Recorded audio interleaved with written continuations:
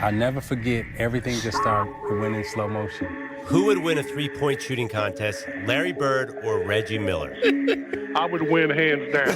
I still love when he says to Xavier McDaniel, X, I'm going to get the ball right here, and I'm going to take a jumper right in the face. I'm going to make it. There are plenty of athletic superstars in basketball history, but no one in the history of the sport weaponized their mind quite like Larry Bird. Today I'm reacting to the mind-blowing footage of how Larry Legend systematically destroyed elite defenders using nothing but raw basketball IQ and the most cold-blooded trash talk ever witnessed. And then he gets the ball, takes the shot right in front of Xavier McDaniel, and makes the shot. Who was the best player you played against? The best guy I played against might have been, Larry Bird. Now, the first story that I want to talk about involves Larry Bird and coaching legend Frank Layton. If you don't know Frank, he's a coaching legend for the Utah Jazz and is widely considered to be one of the funniest guys who ever coached in the NBA. The story right here goes a little something like this. Larry Bird and the Boston Celtics were facing Frank Layton and his team, the Utah Jazz. Larry Bird had a hot night as usual, and again he got a little bit bored, as he did pretty often when he felt that nobody was trying to stop him. So Bird kept shooting and every ball was going in.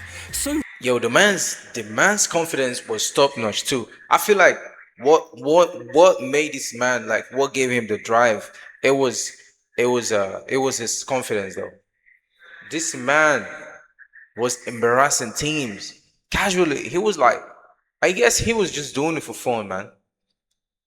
He was doing it for fun. He was using his brain and trash talk. And the worst part was he would always back up his mouth with his actions. He runs by the bench of the Utah Jazz and goes, "That's the heat check, folks." Then he talks to Utah's coach, Frank Layton, and says to him, "Hey Frank, haven't you got anyone on the bench who can guard me? Because nobody out here can." So Frank looks down the bench and goes, "No." Whoa. How could Larry do this to a coach, man? They look like it was disrespectful. Look at the kind of question he asked him. And the coach appears to concur though. What the hell? Typical Frank Layton, typical Larry Bird. The next that story means that I Frank want to was talk really about funny, goes though. back He to could the match year Larry Bird's 1987, so when Washington was still the Washington Bullets. It is the 7th of November in 1987, and Larry Bird's buzzer beater against the Washington Bullets in double overtime will be a part of NBA history. With only 24 seconds left in the fourth quarter, Larry Bird hit a three-pointer that was waived by the refs because Celtics coach Casey Jones had signaled for a timeout before Danny Ainge raced down the court and kicked the ball to Bird. After a few seconds, when Bird realized what happened, he told some of the Washington Bullets players, "I can do it again, so don't worry." End of quote. Now let's have a look. This is just what I say, man. He was always backing his mouth with his actions. The refs just waved the point he made there. And then he said he could do it again. And who told you he wouldn't do it again, The man? full sequence. He would do it again. For real. All right, Ainge is going to put the ball in the play. I think this was a buzzer beater. And where do we go? It's going to go to Bird. Look at it. He's got a shot. Get it. And it's got it. Do you see? He said he was going to do it again, and it was barely 2 seconds, bro. This should be recorded in history as one of the best, in fact, the top 3 best buzzer beaters ever. In 2 seconds, he said he was going to do it again, and he did it. Just 1 point ahead of the Bullets, man. Larry could play with your feelings and win, If we talk about the greatest man. rivalries of all time, we have to talk about Magic Johnson and Larry Bird. And this story actually goes back to the time when Magic and Bird became friends. Magic Johnson was injured in one game between the Boston Celtics and the Los Angeles Lakers, but that still didn't stop Larry Bird from going over to him and have a quick word. "I've got a pulled hamstring, so I'm not going to play today," Magic it was said. really Bird, hard, on the though. other hand, looked over and said, It took a while "Man, I'm so before sorry that you're not Larry playing. Bird But I tell you what, accepted since to you're be here Magic anyway, Johnson's I friend." will put on a show for you. So just sit back was and kinda relax." hard, 'cause Magic didn't find that Magic too funny kept and said, making "Get out of my effort to know face." He even warned his teammates really that Larry what's was going about on. to drop buckets. But it didn't help. After every made bucket, Bird looked over to Magic and the Lakers bench. Can do it. The Lakers can do it right here. They're being run back on because their shots that was are cool, being man. missed. And what LA tries to You do know, is they the went on weak to side be forward. Right now, Cena's the man best away from the friends. ball. That would be Kevin McHale, who's just come in the game. Damn. The next story that I want to feature is actually one of the more lesser known stories. But again, it involves Larry Bird and the Phoenix Suns back in the 1980s. I remember in particular one where I had to make a pass in from Phoenix, and the Suns crowd was going wild. Max looking, loops it to Bird, a runner. It's good! Yo, is this another buzzer beater though? Go. He virtually turns to the back. It's crazy though. You know, this man is just making waves. He making crazy ass waves, man. You know, you can keep on hearing about Larry Bird. You should go search videos and watch and see what this man did, man. This man wrecked lots of team, man. It was how good he was. He was like a automatic humiliation machine. He could humiliate you with words. Now imagine if we had a present day Larry Bird. Like, what we gonna do? You know, and he's looking over like, how was the game gonna be, man? I believe it was gonna be fun to watch. I know. You could have heard a mouse pee on cotton in that building. It got that quiet all of a sudden. Finally, we get to one of my favorite stories that involve Larry Bird. It is the Atlanta Hawks and Larry Bird, and I think all of you guys know that story, but we have to put that right in perspective. But when you played against somebody, do you remember? Well, you had the Bird night. I had the Bird night. Yeah, that was. Everyone got a fair share. You know, the exciting part of it is that everyone got a fair share of Larry Bird. Yeah, both his players, both his teammates, his opponents. Everyone had their own fair share of the game, man. He made sure he gave it to them, man. It wasn't just limited to the opponent. Night, man. Everyone has experience. The argument that night is there was actually mind-blowing experiences, though. But nobody was guarding Bird, were they? Well, we were trying. You were trying to. No, but when a guy is literally coming up the court, calling his shots, and you know, Bird talked a lot of trash. And that's in New Orleans. That's in New Orleans. In that game, we're on the free throw line, and he literally says, left side across the three, and you're listening to him. That's a tough feeling. Bird on the drive. See, Larry's so knowledgeable about the game, man. It's like he started his pre-game, man, and he knows, man. He's always ready. You're seeing a great performance. He was all about the game. He was locked in, bro. Here's Bird flashing underneath. You're trying to tell me that someone like this dominated in the 80s and 90s? He hit the shot. They're not going to count it. It was like he could prophesy that this is what's going to happen about the game. And funny enough, that's what's going to happen. It's the greatest shooting exhibition I've ever seen. Bro, look at the distance and look at the way he was barely even balanced when he made the shot. Would you even ever think that it was going to go inside the basket? What more can you say? Damn. Larry Bird. I mean, if we run this back, we'll see some players already giving up. They already gave up. Look at it.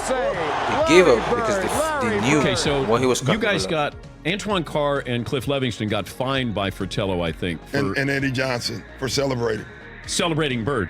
Yeah, it was the best film session. Every time when I see Mike, we still laugh. God, it was so it was the greatest film session ever, because back then you didn't have, you watched the real game and just went, with a video, and Mike rewound the celebration 20 times.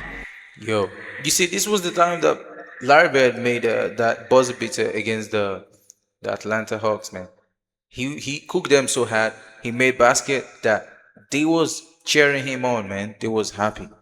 Like, imagine when you go out for a competition and then you cook your opponents, and the opponent supports start cheering you on. Like, they was excited to see you play.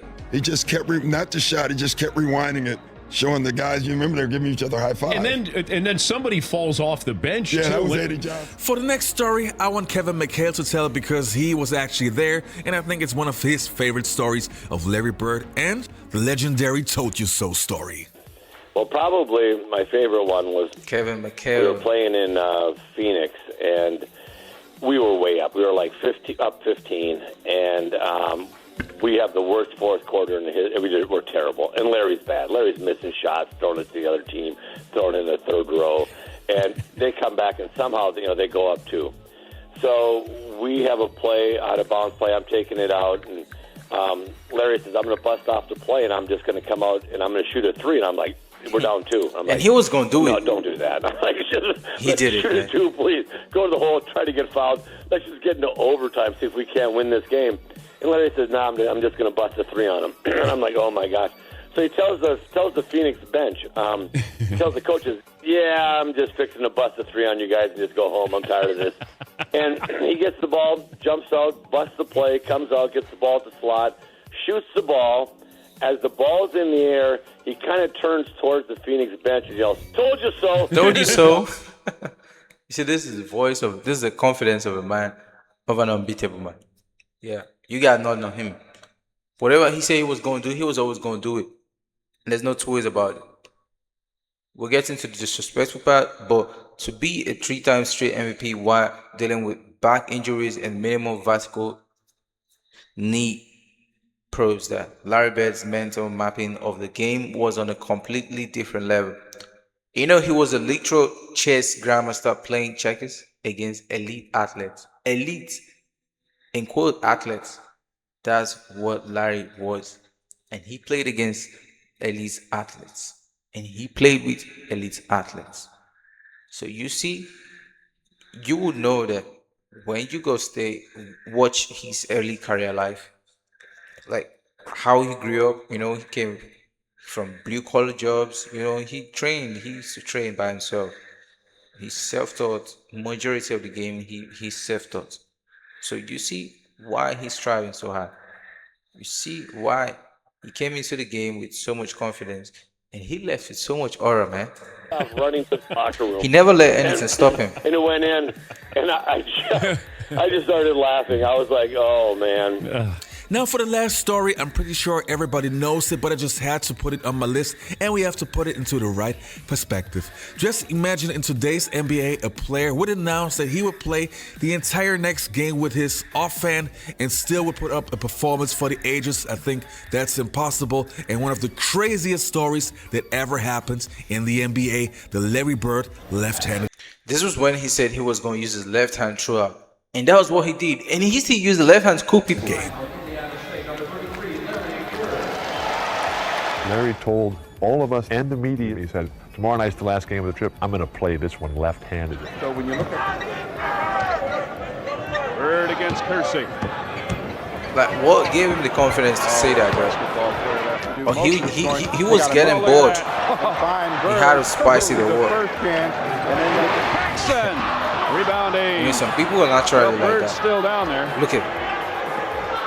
Damn. There's nothing you can do about that. I want to hear from the true basketball purists in the comments. Who is the modern equivalent to Larry Bird's mental trash talk game today? Is it Luka Doncic, or is it Bird cold-blooded style, entirely one-of-one? And let me know your thoughts below. Hit the subscribe button for my daily history dope. And I'll see you guys in the next one. Please don't skip the greatness. Please. Peace, man.